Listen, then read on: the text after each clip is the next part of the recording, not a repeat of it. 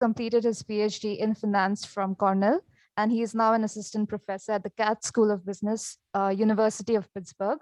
He usually works in empirical corporate finance, but today his talk focuses on the real effects of uncertainty, and it's about the impact of COVID-19 on corporate firms and hiring and labor markets. So we leave it to you, and all the very best. Yeah. All right, let me just share my screen. I think it should be good. All right, yeah, thank you very much to the organizers for giving me the opportunity to present this work. It's titled Corporate Hiring Under COVID-19, and it's joint work with Murilo Campello and Pradeep Muthukrishnan, both at Cornell University. So the COVID-19 pandemic is something that we're all still living through, sort of 18 months on, and it sort of differs from prior shocks to the macroeconomy that we have experienced in our recent lifetimes, including the global financial crisis, which was more related to a shock to financial capital supply, or the development of automation technologies or trade-related shocks. And the reason for that is the COVID-19 pandemic simultaneously embeds a variety of different types of shocks. So the first shock that the COVID-19 pandemic really embeds is an uncertainty or a second moment shock to agents and how they form their expectations about the future economic conditions. So there's various dimensions of uncertainty, ranging from the sort of duration of the expected pandemic with sort of variants versus vaccines and so forth, as well as the severity when a given region or a given geography is going to be more or less affected by the pandemic. The second dimension of the COVID-19 shock is this sort of shock to demand. It's a first moment sort of level shock to the amount of labor that a firm would demand. And the thing about the first two shocks is this was kind of common in previous sort of recessions or macroeconomic shocks. But what is really different about the COVID-19 shock is this new dimension, which is the health shock. And this is kind of why we are in this kind of strange format of sort of some of us in hybrid, others of us not. Basically, the contagious nature of this disease has necessitated quite a radical change to the basic ways in which we interact as humans. So the very sort of basic protocols of how we're supposed to interact with each other have really changed because of the contagious health shock nature of the COVID pandemic. And in this paper, what really we're trying to focus on is how does this sort of new aspect of the COVID-19 pandemic impact the US workforce as well as US firms' labor demand. So our work kind of fits in with some of the broader debates that we're seeing around this new normal during and after the pandemic. And this new normal is sort of loosely defined nature of sort of the workplace changing because of social distancing, because of the increase in remote work, whether the sort of schedules and tasks and requirements associated with a given job have changed because of the pandemic, whether it has changed the ways in which workers and firms find each other and match up with each other. And of course, the new normal we're all thinking about is when are we going to recover from this pandemic? So we're going to address all of these questions in the context of corporate job postings. So why do we focus on corporate job postings? Job postings, we view them as leading indicators of actual job creation. And they're sort of a unique data set which can provide us insights that are otherwise not available from some of the more standard macroeconomic data that we often rely on. So digging deeper into why corporate job postings are so unique and so informative, we argue that corporate job postings really capture the hiring intention of a firm. So hiring is a costly sort of forward-looking investment in human capital. So there are, of course, costs associated with the hiring process, which makes it a sort of investment with the expectation of some future returns accruing from that human capital joining in the firm. And because it's a costly and forward-looking investment, by definition, it's going to some extent, reflect managers' expectations of how they expect the firm to do in the future, as well as what they expect in terms of hiring practices and job responsibilities.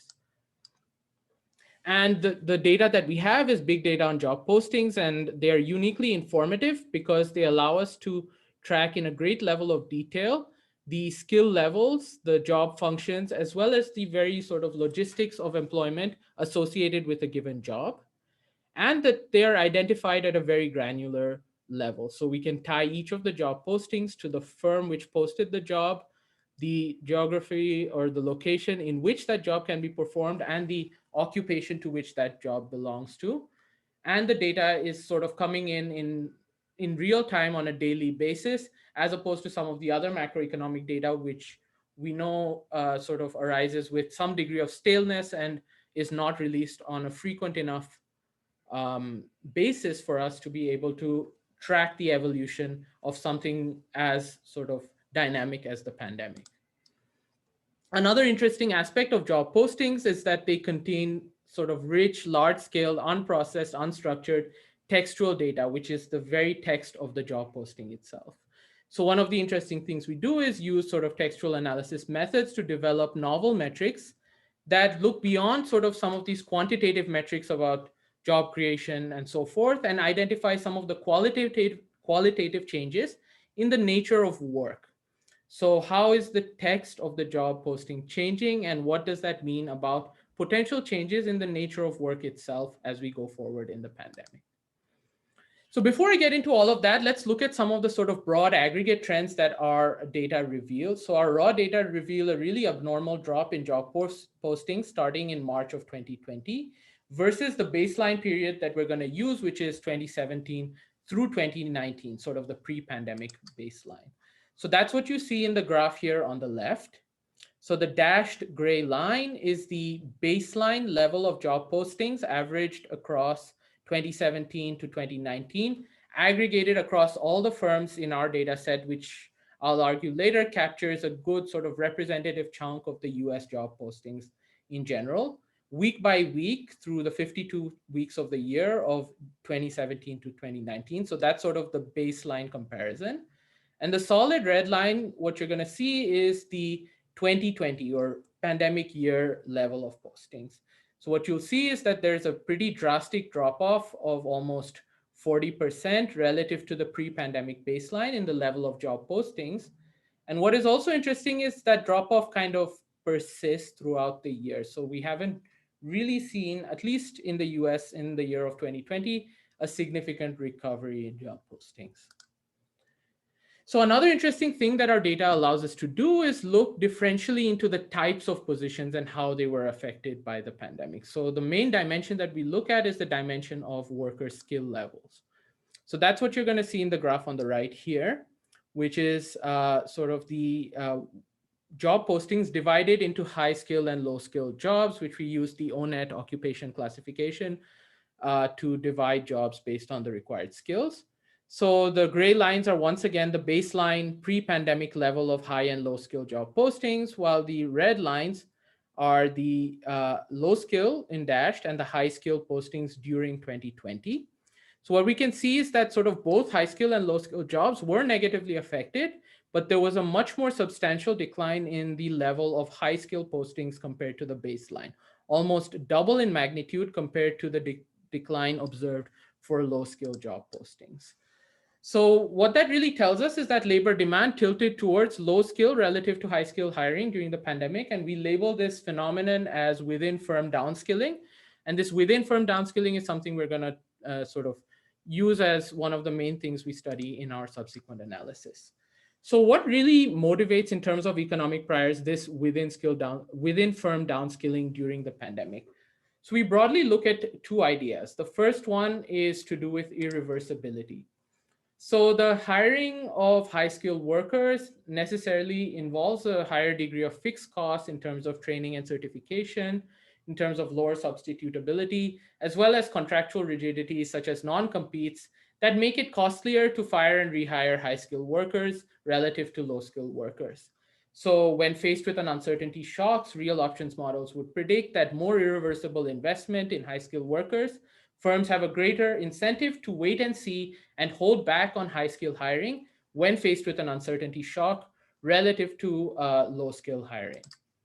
So another unique aspect of the COVID-19 pandemic as it relates to irreversibility is this idea that firms were able to transition their workforces into this remote or work from home arrangements.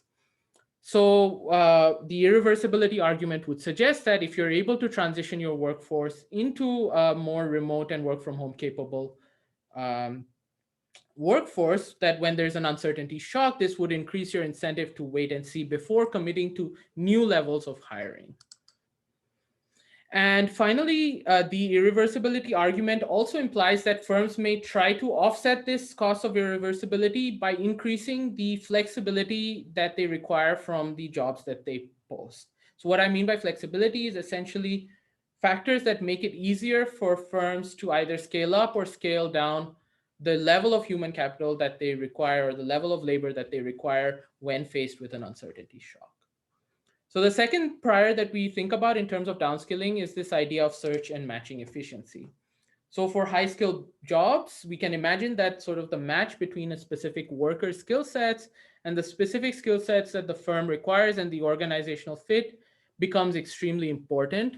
And that's why we sort of need a good sort of matching technology to bring the right workers together with the right firms. And it's quite plausible to expect that during this pandemic, both on the worker side and the firm side, this technology that matches workers and firms together may not necessarily function as it did prior to the pandemic. So you can easily think about the worker side that there might be a reduced search intensity for new jobs amongst workers.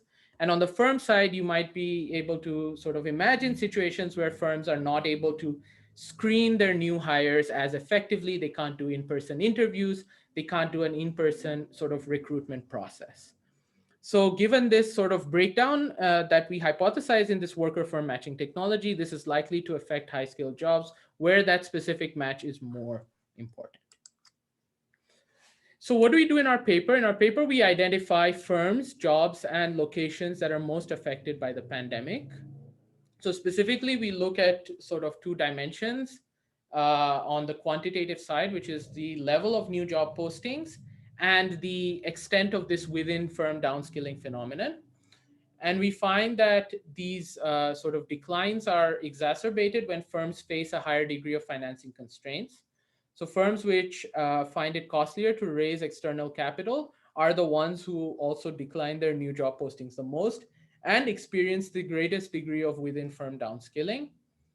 We then look into firms based on their remote working adaptability. So pre-pandemic, if a firm was well suited to transition their workforce to work from home, these firms actually experienced larger declines in new job postings as well as a greater extent of within firm downskilling. Then another aspect that we look at is the firm's geographical diversification. So what we find is that firms that have their operations spread across sort of a wider geographical footprint are able to absorb the shock better. So they're sort of diversified across this sort of shock, which affected different geographies at different points in time. So this sort of footloose or geographically diversified organizational footprint helps firms to mitigate or absorb this shock in terms of their firm hiring outcomes. So in our main analysis, we then examine the textual content of the job descriptions using textual analysis methods. So within a very sort of narrowly defined granular unit of a firm, job, and week, we find that firms during the pandemic increased their hiring into sort of core jobs, which I'm going to define how we measure that. And they also increased their job flexibility as well as increased their part-time postings during the pandemic.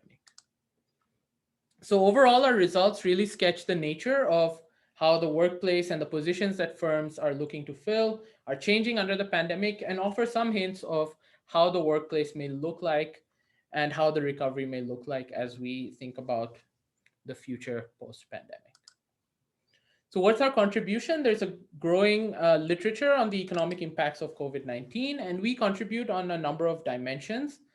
So the first way we contribute is our analysis is at a very specific firm geography and occupation specific level. And this is actually quite important because it reveals a level of heterogeneity in sort of the impacts of COVID that are missed by some of the above studies, which do it using more of the aggregate level data. And our second contribution is very much related to the fact that we can study this at the firm level.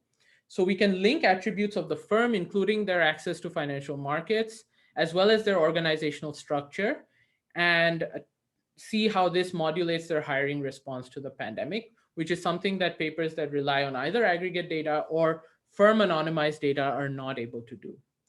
And finally, we have this very rich textual data of the job postings text, which allows us to obtain some novel qualitative insights into sort of how job roles change during and after the pandemic. So a very simple example is that even though the job title may be the same, the functions may change during the pandemic. So a facilities manager with that job title before the pandemic probably was generally responsible for the upkeep of a facility, but after the pandemic would have to focus more on things like sanitization, ventilation, and so forth. So these are things that you would not necessarily pick up if you just look at the job posting title itself, but the text would reveal that the nature of the job is changing because of the pandemic. So quick overview of our data.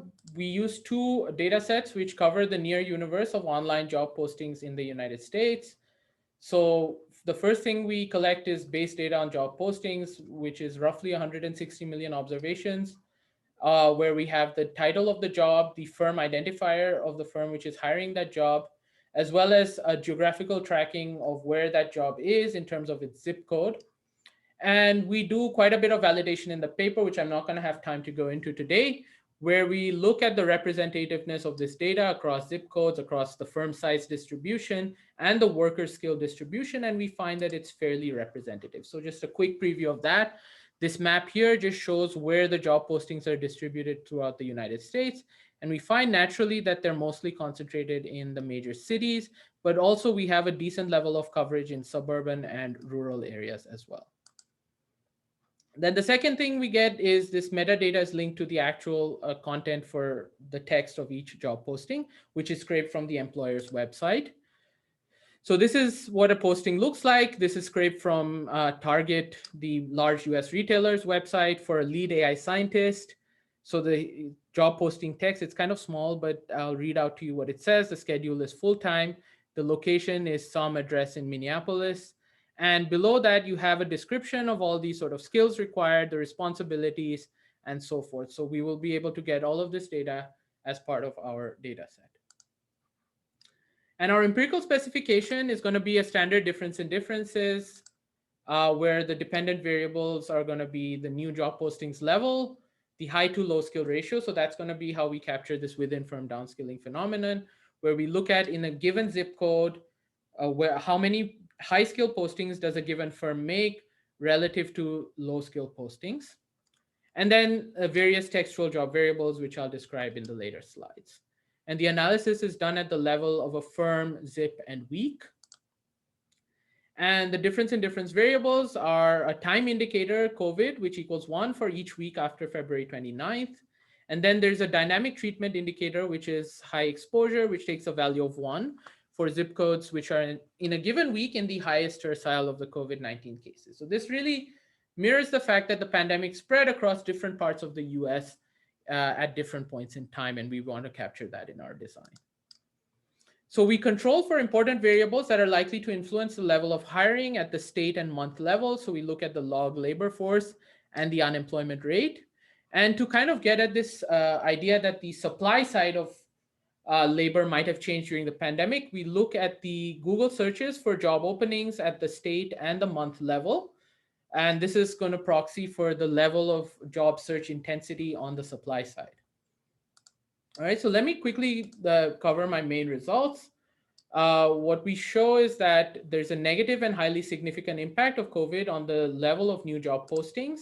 And the economic magnitude of this 0.013 coefficient represents a weekly decline of 3.3% relative to the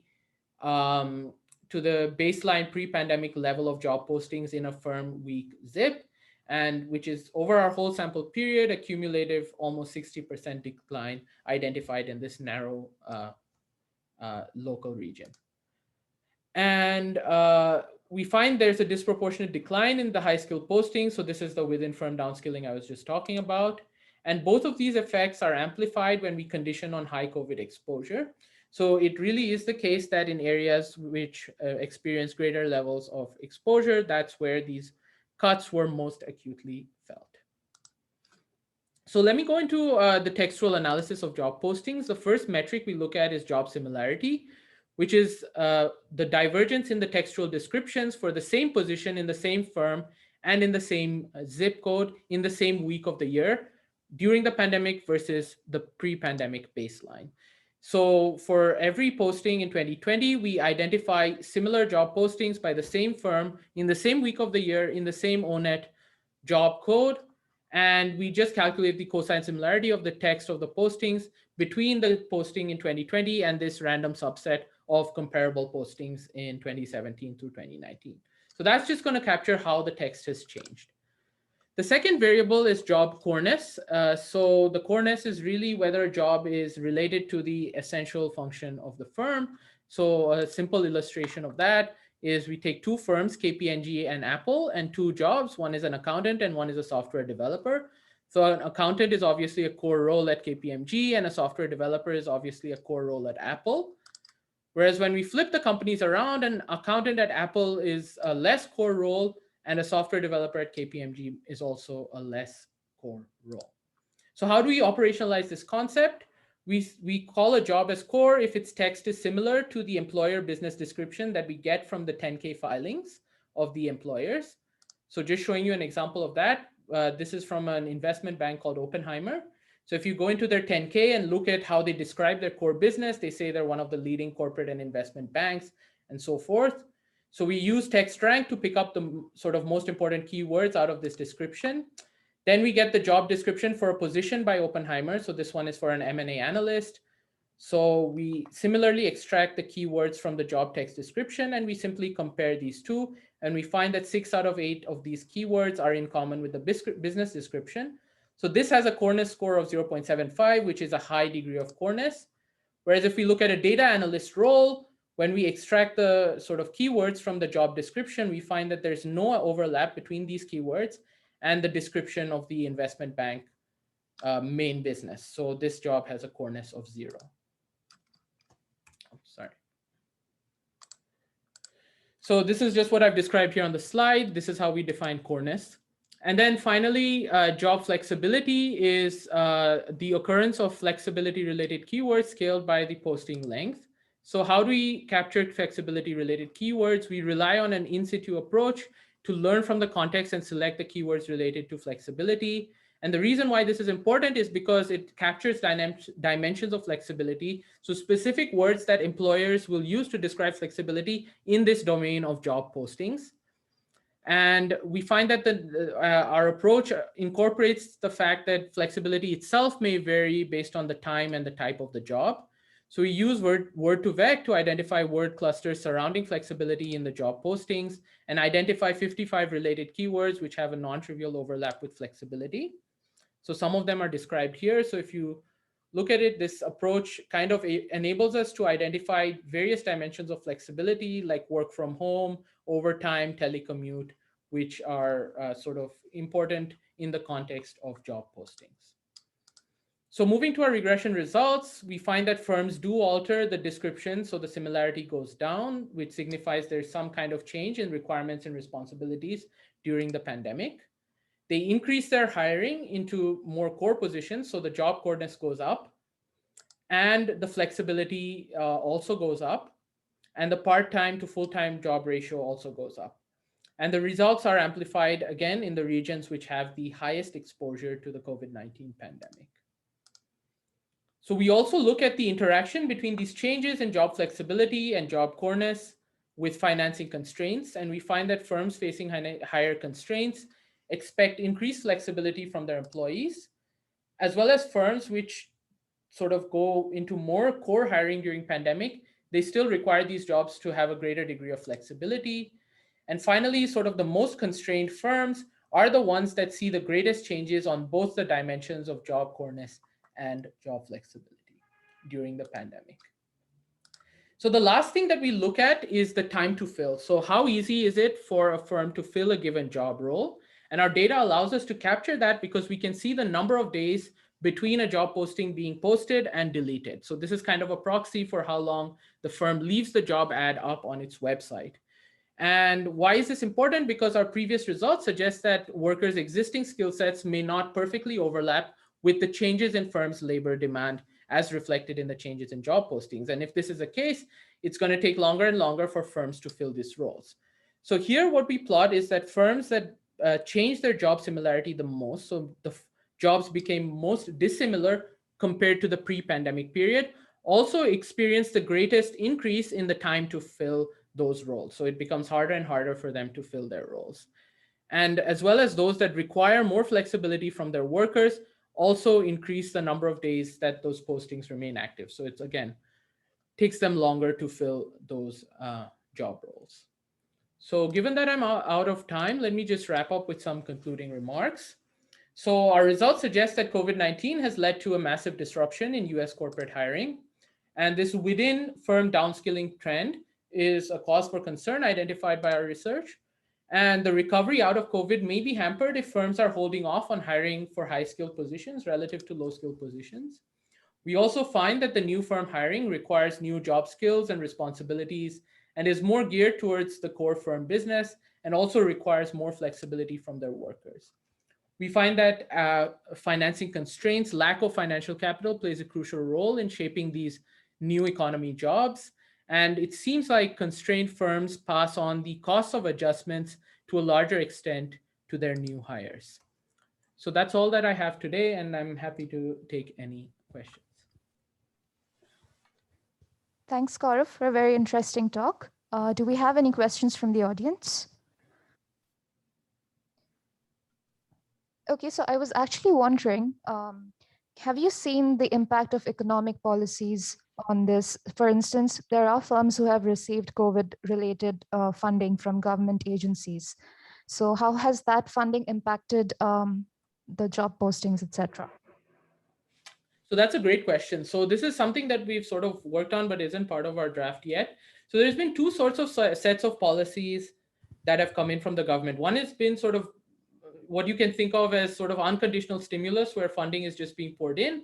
And then there's other programs like the Paycheck Protection Program, where relief and stimulus to firms has been conditioned on maintaining existing jobs. So it's kind of an employment subsidy.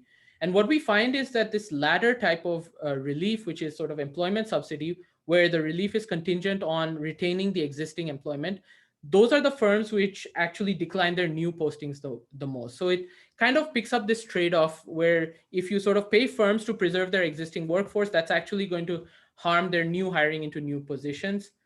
Whereas sort of more generalized stimulus, which is sort of not conditioned on retaining the existing workforce, may have this trade-off where it might lead to reduction of existing workforce, but it might lead to greater levels of sort of new hiring at the extensive margin. So that's, yeah, it's a great question. We're sort of thinking about how to incorporate this analysis into our paper. Yeah. Actually, a very interesting result. So do we have any other questions from the audience? Atlant, I have a question. Yeah, okay. Related to your, so thank you, Atlant. Gaurav, thank you. Very nice talk, and a really interesting data set, So actually I have two questions. First is like, that since the unemployment benefits were so large in this case, so many companies viewed that, if they fire employees, so then that's like, job bank. So they, so then, you are using these JDs as proxy for labor market demand.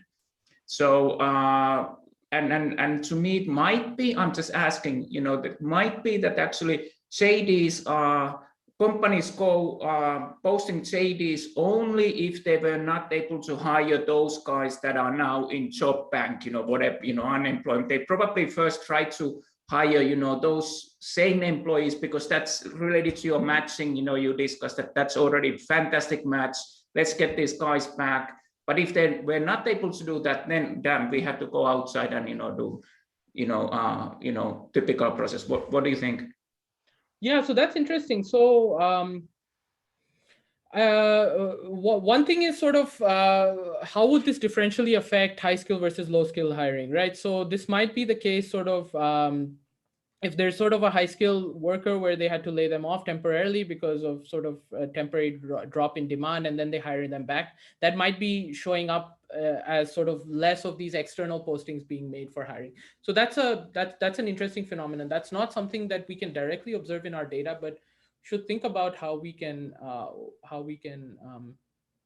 perhaps at least put this caveat on our results. Yeah, I think that's a great point. Yeah. So then my second, question is like, you control very nicely all these, the demand side characteristics.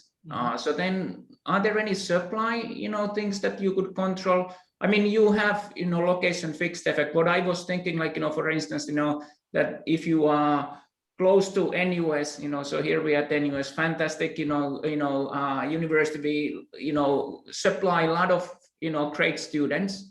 So then companies, they know that actually if they, fire people, they can always go back to NUS and hire fantastic guys, they have less risk in that sense, but I mean, so you control, the location fixed effect, but you could, a little bit analyze, those fixed effects, that, yeah, go ahead. Yeah, so that's a great point. So what we do is we have sort of, again, so one of the challenges is the data that we have is super granular, but if we want to sort of have some of these other controls that come from administrative side, they are super non-granular and slow to update.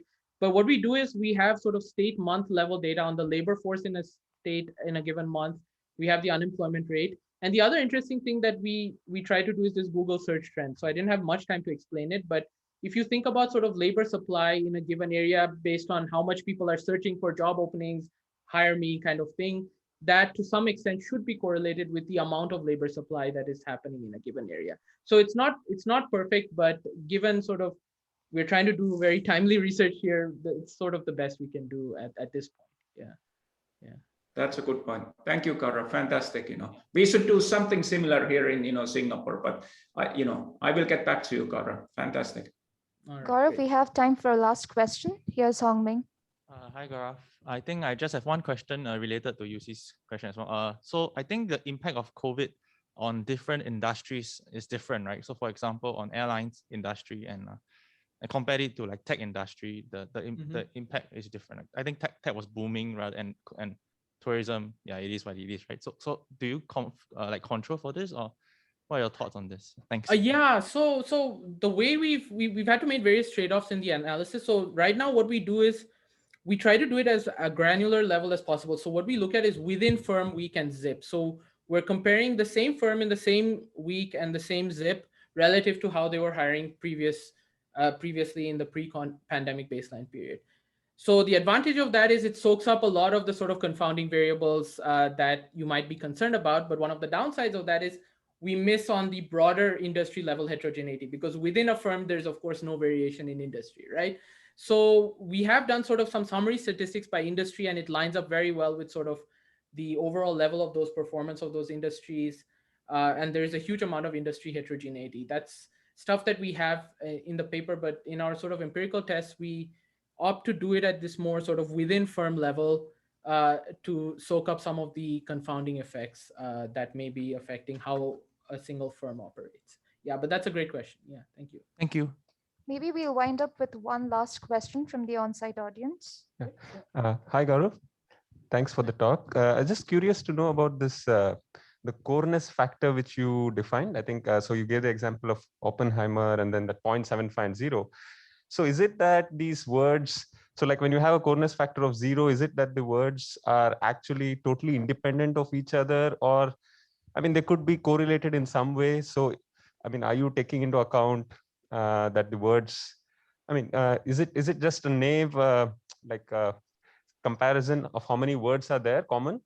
How is there something little more involved? So right now, what we do is we look at sort of, we use TextRank to get the most important words in the business description. That's of course limited because that's how the firm chooses to describe itself in the annual report, but we need to have sort of a more objective set of information for each firm about what is its core business description. And then we compare those set of keywords with the most important keywords that come out of the job description. So we've gone through various sort of examples and we see that it lines up fairly intuitively with what we would expect, but we can definitely do more if in terms of exploring, even though those words may not be exactly the same, they might be related in certain ways. So we haven't pushed our measure to that level yet. We're just looking at the intersection of the keywords between the business description and the job posting, but that's something that we're open to and probably we should do.